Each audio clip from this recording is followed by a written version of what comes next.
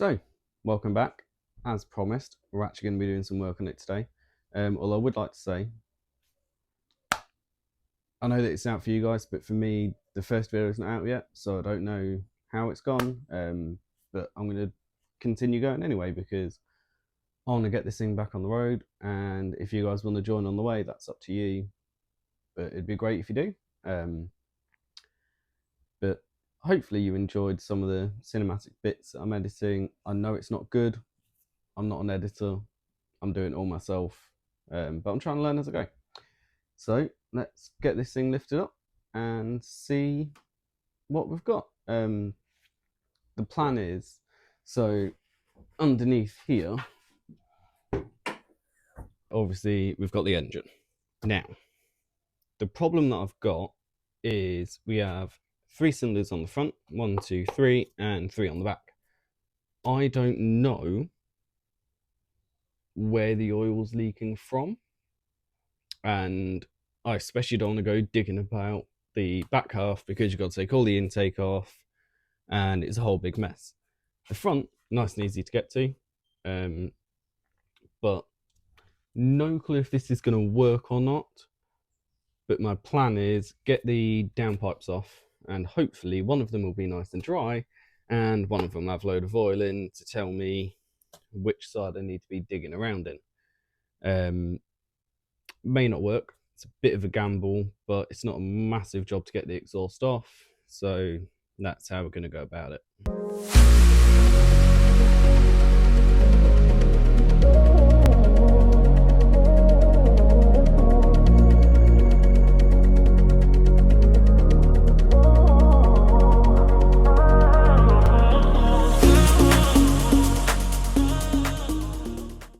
So here we are under the car. It's very dirty under here. There's obviously a lot of leaks and stuff going on. Concerning the gearbox is rather wet, but we'll deal with that later. Again, my main concern at the minute is just getting it running right.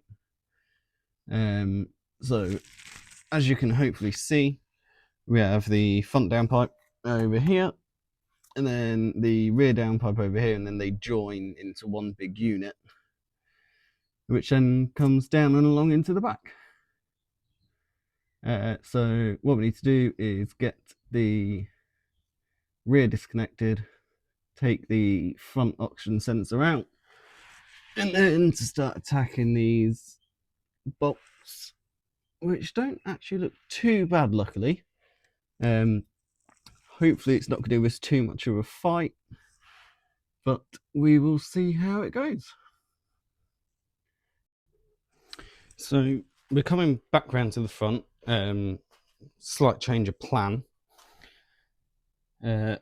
So the bolts joining the downpipe to the cat are playing hardball, which is fairly standard. That's what they do. But I don't fancy playing games today. So instead, what we're going to try is just taking it off of the engine and leaving it on the flexi pipe.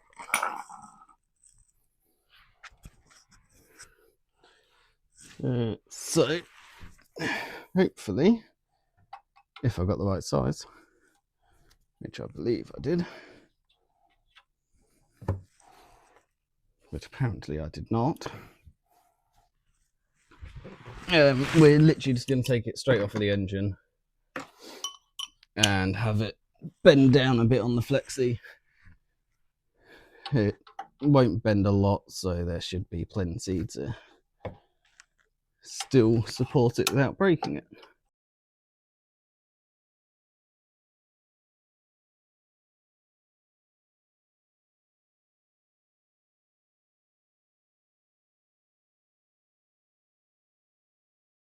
But it's fine, we got it worked out.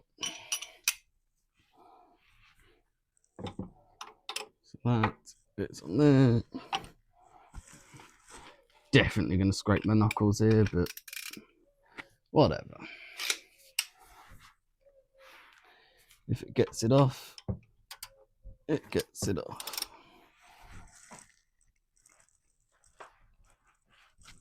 God damn.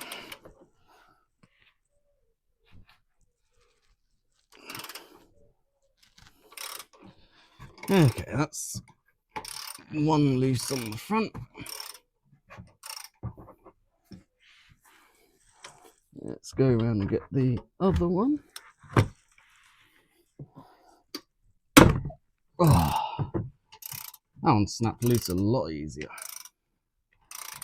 Now, luckily, Mitsubishi was nice to us, and unless I'm missing a chunk, which I don't think I am, there's no actual under tray under the engine. It's just this front portion, which makes life a lot easier when doing stuff like this, because you don't have to mess around with removing under trays and all that rubbish.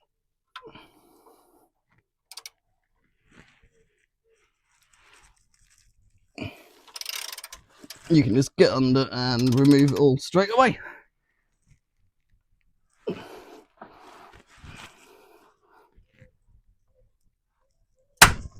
Oh, there we go.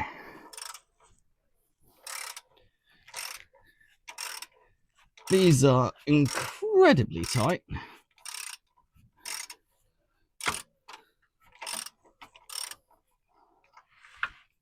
And the more I look at this exhaust, it's definitely had some work done to it, because it's not all original. And I've just shoved my knee in your face, I do apologise. There we go, number 4.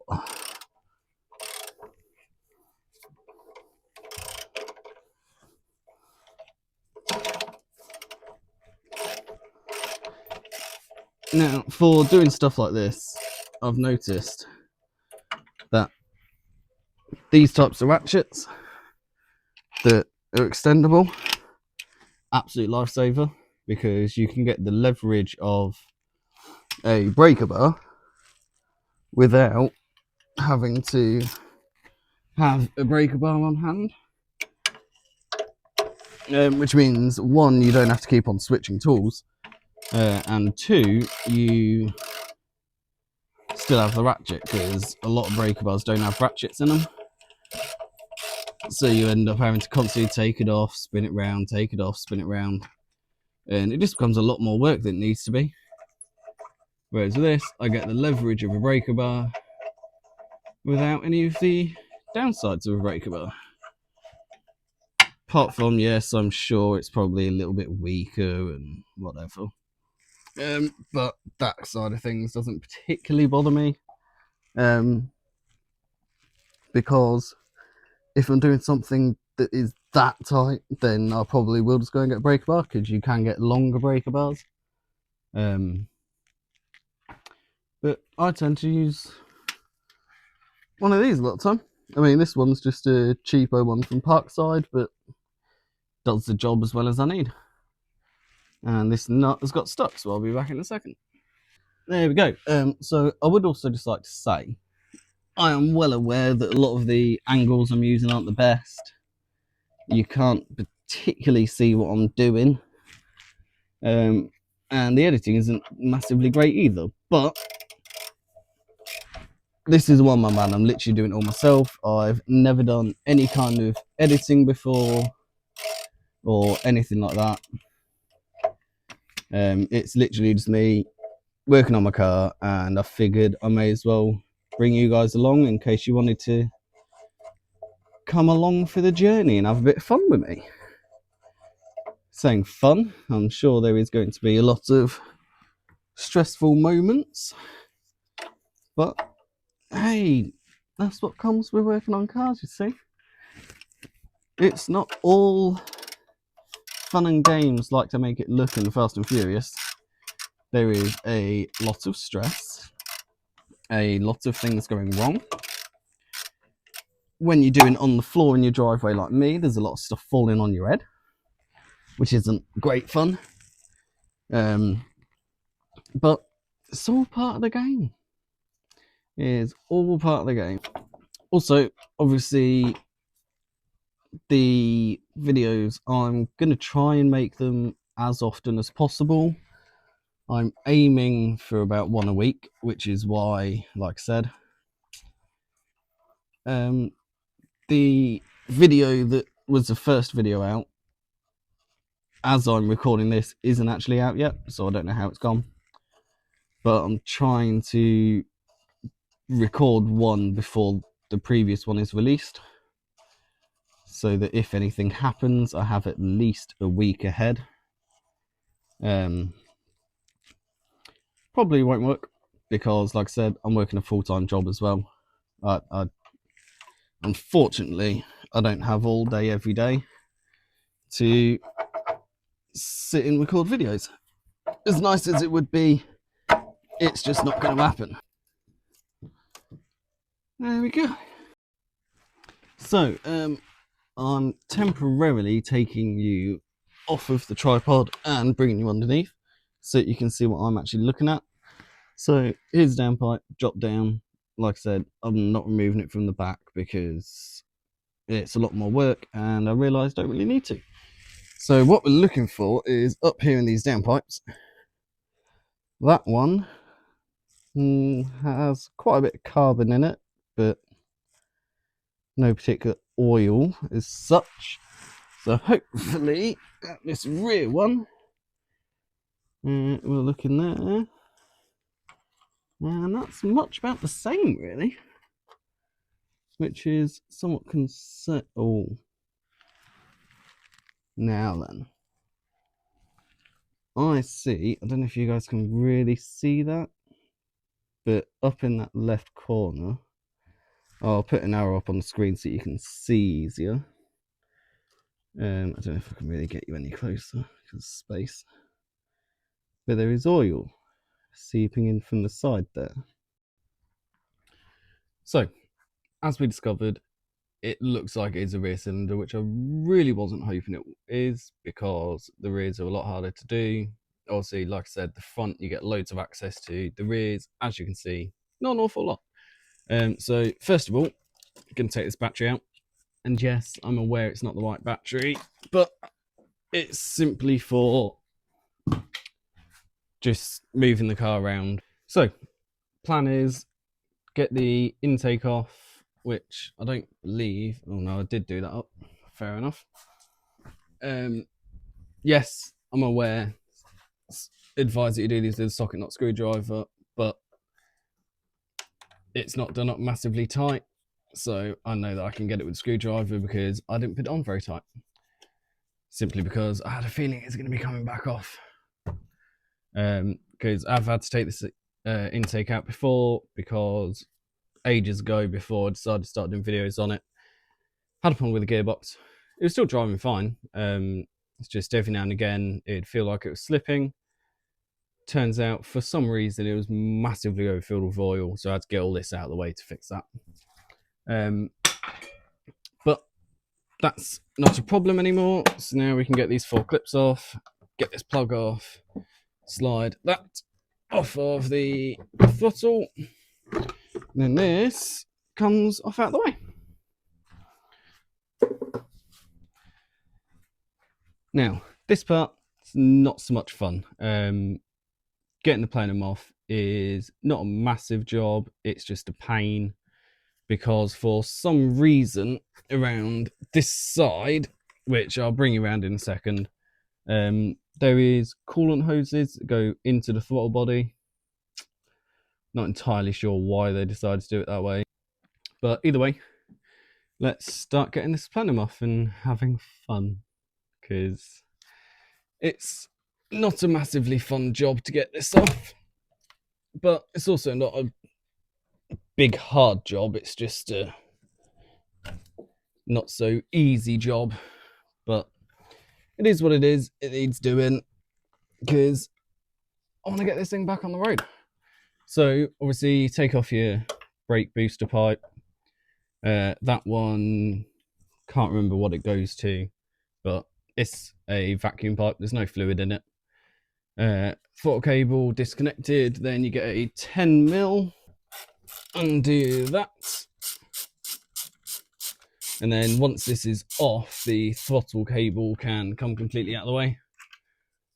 but I'm just going to drop it down there for now because I dropped it. Yeah, throttle cable is now completely disconnected. We'll just tuck that out the way somewhere for now. Can go up there. Then you have this little junction box kind of thing. It's just got a couple of plugs on it. But again, none of this is massively tight because a while ago I did check spark plugs. Again, years ago. I did a little bit of brief work on it, but didn't really get any of it fixed. So instead, we're going to try and fix it on the channel. And then you guys can come along as well. So this is the little junction box thing I was on about. It's not really a junction box. I just can't think of the actual name for it. It's simply a little bracket that has some plugs on it. But that does not need to come off with the plenum. So you just undo 2 little screws and then it'll stay on the car. Then you got 2 bolts at the front here.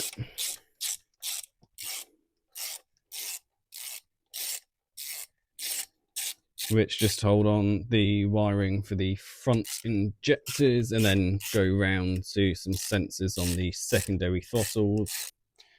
We also have 2 little plugs on, 1 plug on there, and then round this side there is 2 plugs there which we need to get off.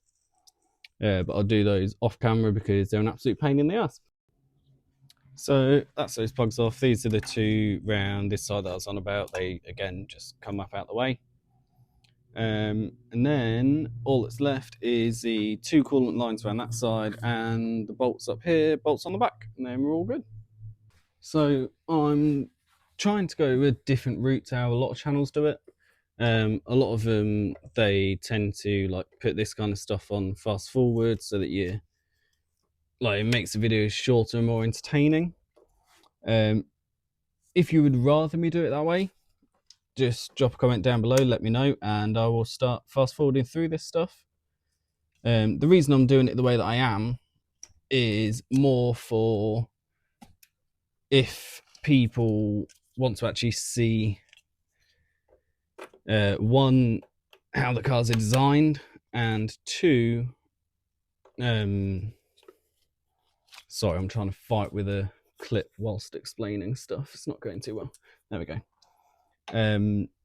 Yeah, 1 is to show how things are done, but also it just makes, well, I think it'd make people feel a bit more involved if they're actually coming along for the whole trip, and not just seeing the really good or really bad bits. So if you want me to fast forward it, let me know. I'll start fast forwarding through it. If you like it this way, let me know that as well, and I will keep doing it the way that I am. So next stage is we have 2 big bolts, 3 little bolts, and 2 nuts up on the front here. They are all 12mm, so it's nice and easy. Just 1 12mm and you get them all off. There's your big ones. And again, these bolts should be in this like nice green color. Don't know if it really comes up on camera. Again, I'll put a picture up of what they should be like. And for some reason they sprayed those silver as well. So I have a feeling they didn't really take it off considering the amount of overspray, and they just kind of shoved newspaper or something in and sprayed it silver for whatever reason. Personally, I prefer the bronze that it is originally, but it wasn't my car when they did it, so each to their own. But this is nearly ready to come off now. And then there's your little bolts that go in the front. Now, with these nuts on either end, you do have to be careful because they're in a very tight space and it's very easy to drop the nut or, well, and sash or washer down simply because of how little room you get. Ask me how I know. Dropped them enough times. There's the nut, and then the washer tends to stay on here, but I would heavily advise getting it off before you try lifting the plenum, otherwise you will drop it and you will lose it. Unless you're incredibly lucky, which I am not. And then it may not drop down and you may still get to find it.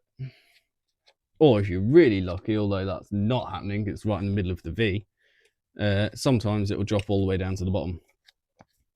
But again, chances of that happening are incredibly slim. Nut and washer, which I can't get. Now, obviously, a lot of this stuff would be a lot easier if you had the correct tools, or at least just a more vast tool selection. But again, I'm just a man on my own, doing my own car with my own tools. So I don't have all the fancy stuff that a lot of people do. As nice as it would be, I just don't have it.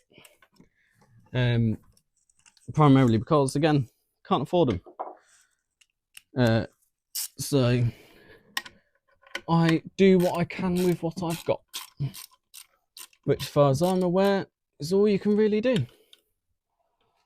Obviously, hey, if someone wants to, like, if there's any companies out there that want to send me some tools, be my guest. Would be muchly appreciated, because I just lost my 12mm.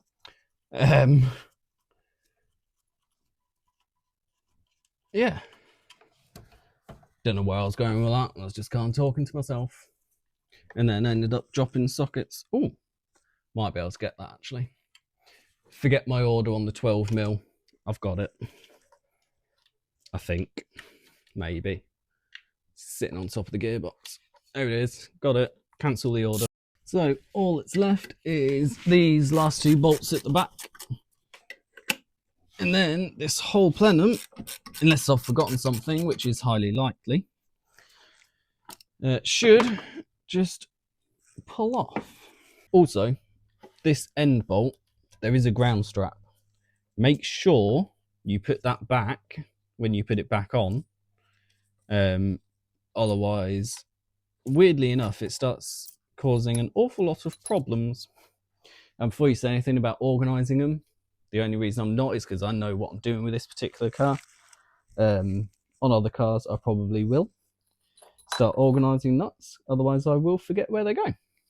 So this should now pop straight off. I have forgotten something, apparently.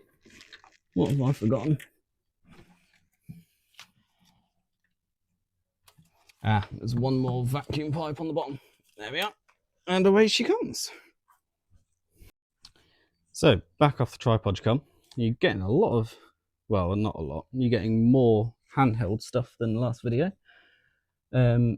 So, here, now you can see a bit easy. You got front bank, rear bank, and then plenum comes up and across.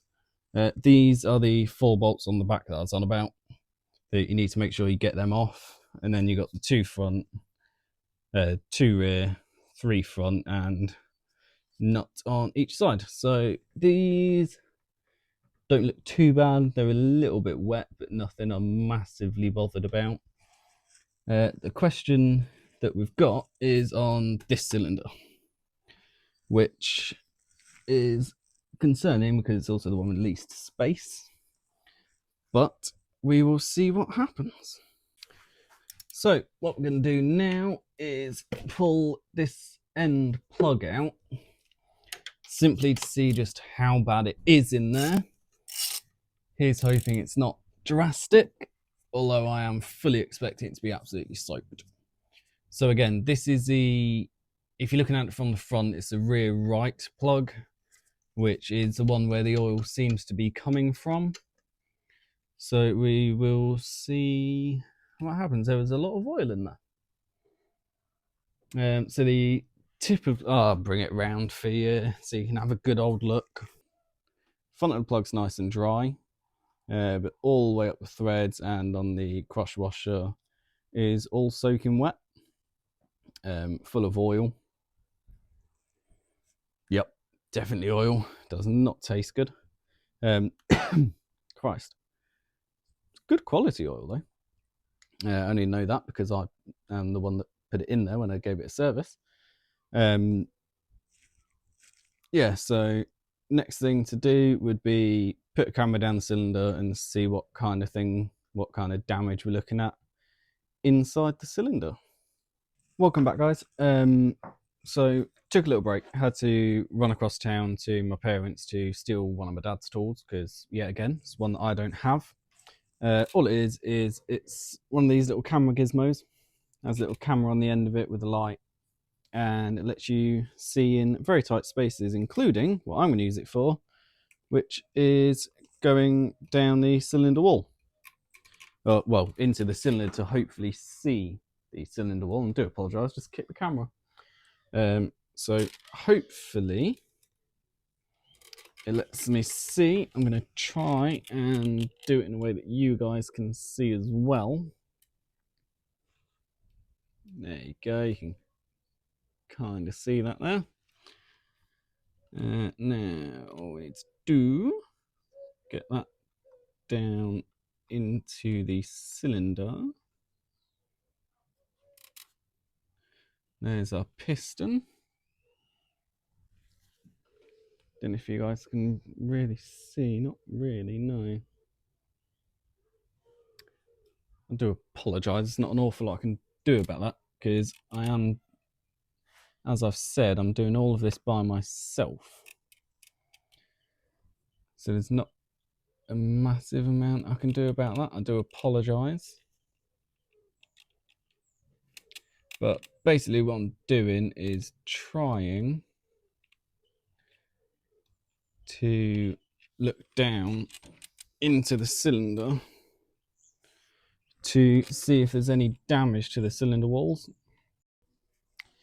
Okay, so good news, doesn't look like there's any damage done to the inside of the cylinders, which is a big plus and saves me a lot of stress.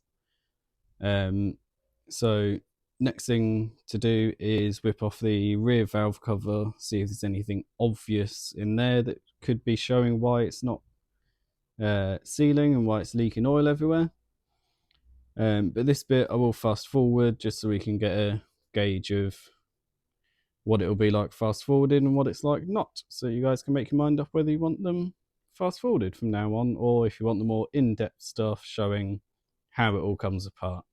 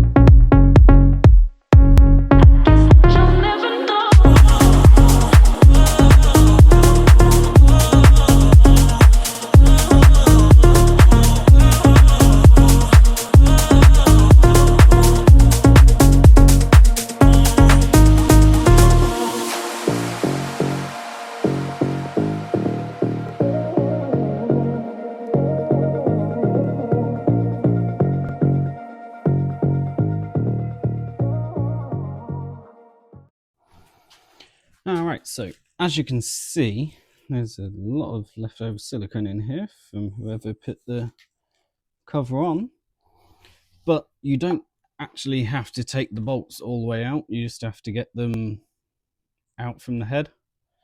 They do stay in the cover, so you don't need to worry about that. But now we've got it off, we can see in here. Doesn't look great, but it doesn't look too bad either. There's no big scoring on the valves or on the cam lobes or anything like that, which is always nice to see. Get that out. That shouldn't be in there.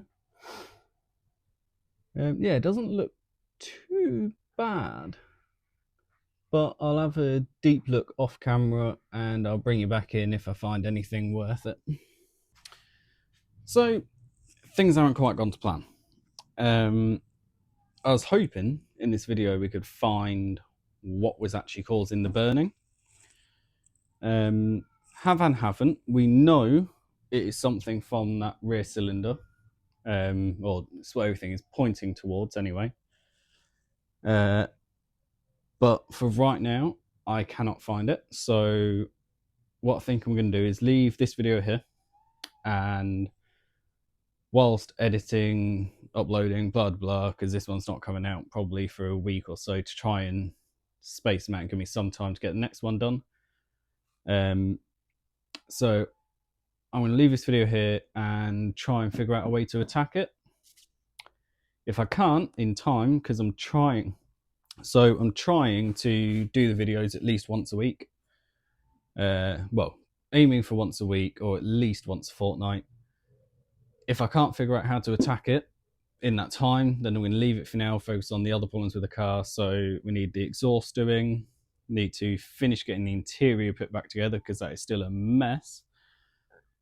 And then we've still got the brakes to do. Got tyres to sort, wheels to sort. So there's loads of other bits we can get done whilst we decide on how we're going to attack that. So yeah, I'm going to leave it here today, and we'll see you later.